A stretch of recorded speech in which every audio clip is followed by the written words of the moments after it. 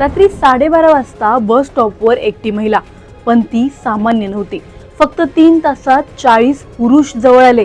महिलांची सुरक्षा धोक्यात, IPS अधिकाऱ्यांचं अंडर कव्हर ऑपरेशन, समाजाचं धक्कादायक वास्तव उघड. रात्रीची वेळ, निर्मनुष्य बस स्टॉप, एकटी उभी असलेली महिला आणि तिच्या भोवती फिरणाऱ्या त्या संशयित नजरा.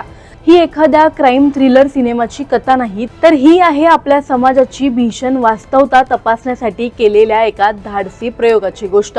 महिलांना खरंच सार्वजनिक ठिकाणी सुरक्षित वाटतं का? रात्री एकटी महिला दिसली की काही पुरुषांची मानसिकता अचानक का बदलते? कायद्याची भीती संपली आहे का? की समाज अजूनही महिलांकडे माणूस म्हणून नाही तर संधी म्हणून पाहतो? हैदराबादमध्ये एका वरिष्ठ महिला IPS अधिकाऱ्याने स्वतःच अंडर कव्हर ऑपरेशन करत या प्रश्नांची उत्तरं शोधण्याचा प्रयत्न केला आणि अवघ्या 3 तासात जे समोर आलं ते हादरवून टाकणारं होतं. नेमकं हे प्रकरण काय? इतका धाडसी निर्णय घेणाऱ्या त्या महिला अधिकारी कोण आहेत? जाणून घेणार आहोत या व्हिडिओमधून. त्यामुळे हा व्हिडिओ शेवटपर्यंत नक्की पहा आणि टाइम्स नाऊ मराठीच्या YouTube, Instagram आणि Facebook पेजला फॉलो करायला विसरू नका.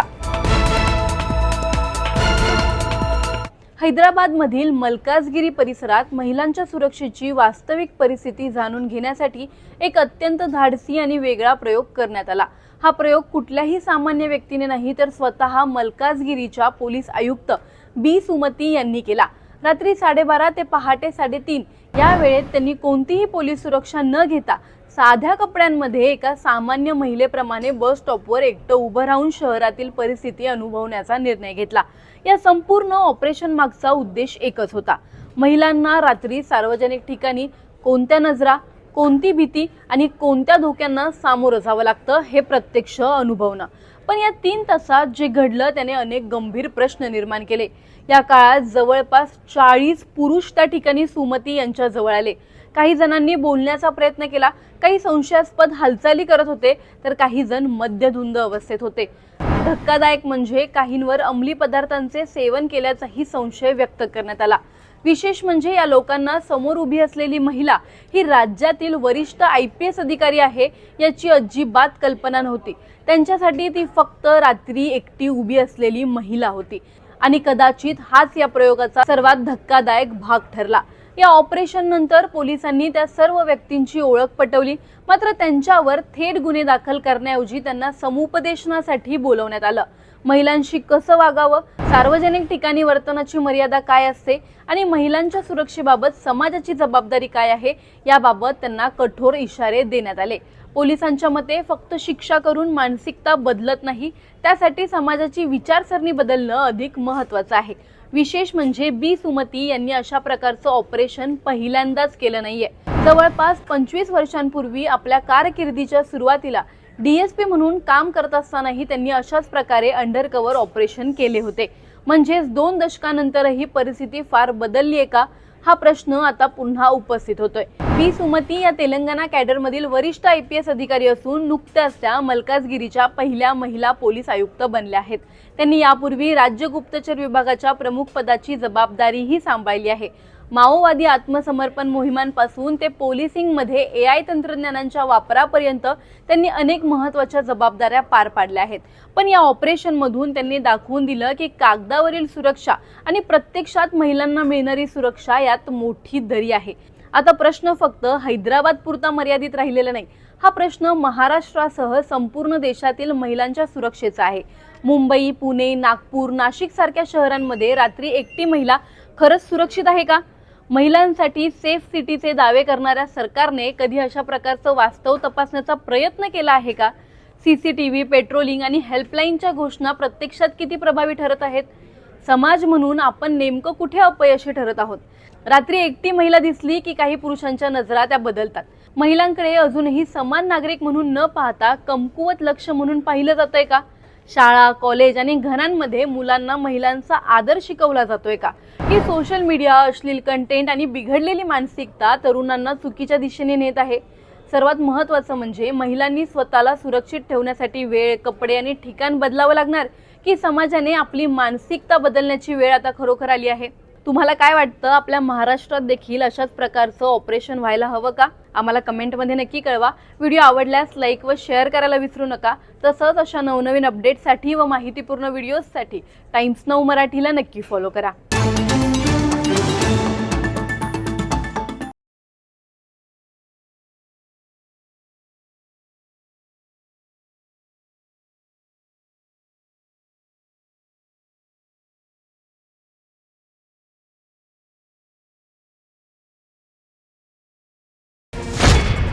रात्री 12:30 वाजता बस स्टॉपवर एकटी महिला, पण ती सामान्य नव्हती.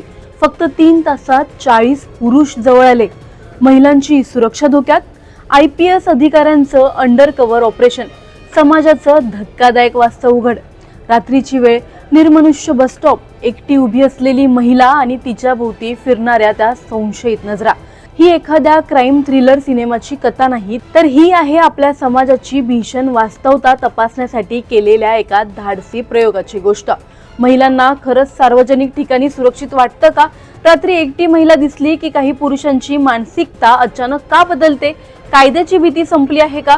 की समाज अजूनही महिलांकडे माणूस म्हणून नाही तर संधी म्हणून पाहतो? हैदराबादमध्ये एका वरिष्ठ महिला IPS अधिकाऱ्याने स्वतःच अंडर कव्हर ऑपरेशन करत या प्रश्नांची उत्तरं शोधण्याचा प्रयत्न केला आणि अवघ्या 3 तासात जे समोर आलं ते हादरवून टाकणारं होतं. नेमकं हे प्रकरण काय? इतका धाडसी निर्णय घेणाऱ्या त्या महिला अधिकारी कोण आहेत? जाणून घेणार आहोत या व्हिडिओमधून. त्यामुळे हा व्हिडिओ शेवटपर्यंत नक्की पहा आणि टाइम्स नाऊ मराठीच्या YouTube, Instagram आणि Facebook पेजला फॉलो करायला विसरू नका. हैदराबादमधील मलकाजगिरी परिसरात महिलांच्या सुरक्षेची वास्तविक परिस्थिती जाणून घेण्यासाठी एक अत्यंत धाडसी आणि वेगळा प्रयोग करण्यात आला.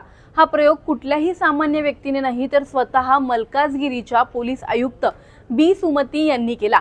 रात्री 12:30 ते पहाटे 3:30 या वेळेत त्यांनी कोणतीही पोलीस सुरक्षा न घेता साध्या कपड्यांमध्ये एका सामान्य महिलेप्रमाणे बस स्टॉपवर एकटं उभं राहून शहरातील परिस्थिती अनुभवण्याचा निर्णय घेतला. या संपूर्ण ऑपरेशन मागचा उद्देश एकच होता: महिलांना रात्री सार्वजनिक ठिकाणी कोणत्या नजरा, कोणती भीती आणि कोणत्या धोक्यांना सामोरं जावं लागतं हे प्रत्यक्ष अनुभवणं. पण या 3 तासात जे घडलं त्याने अनेक गंभीर प्रश्न निर्माण केले. या काळात जवळपास 40 पुरुष त्या ठिकाणी सुमती यांच्या जवळ आले. काही जणांनी बोलण्याचा प्रयत्न केला, काही संशयास्पद हालचाली करत होते, तर काही जण मद्यधुंद अवस्थेत होते. धक्कादायक म्हणजे काहींवर अंमली पदार्थांचे सेवन केल्याचाही संशय व्यक्त करण्यात आला. विशेष म्हणजे या लोकांना समोर उभी असलेली महिला ही राज्यातील वरिष्ठ IPS अधिकारी आहे याची अजिबात कल्पना नव्हती. त्यांच्यासाठी ती फक्त रात्री एकटी उभी असलेली महिला होती आणि कदाचित हाच या प्रयोगाचा सर्वात धक्कादायक भाग ठरला.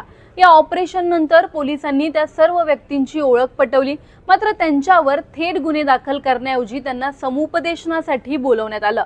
महिलांशी कसं वागावं, सार्वजनिक ठिकाणी वर्तनाची मर्यादा काय असते आणि महिलांच्या सुरक्षेबाबत समाजाची जबाबदारी काय आहे याबाबत त्यांना कठोर इशारे देण्यात आले.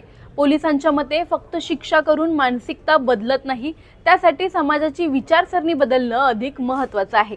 विशेष म्हणजे B. सुमती यांनी अशा प्रकारचं ऑपरेशन पहिल्यांदाच केलं नाहीये.